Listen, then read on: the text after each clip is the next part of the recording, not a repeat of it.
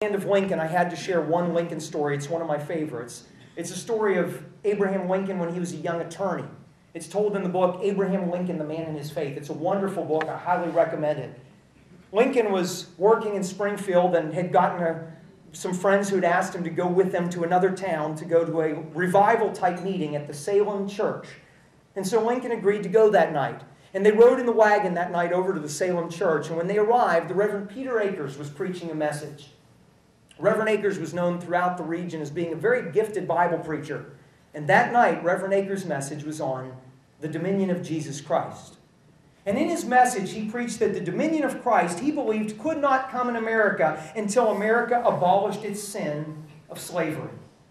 And he preached that he believed the only way that might happen would be through a bitter, divisive civil war that America would go through and hopefully one day would come out and find healing from. But as he preached that message that night, he reached the end of his sermon, and he called out to the audience assembled there in the Salem church and said, "Who can tell?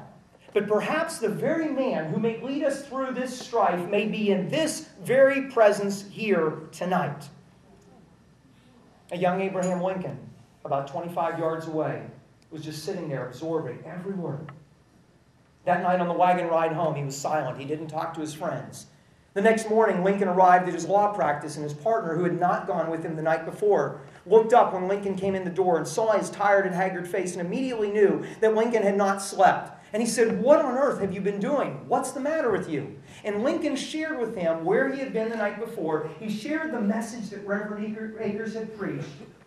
And then he said these prophetic words. He said, "I cannot shake from myself the conviction that I shall play a role in ending this."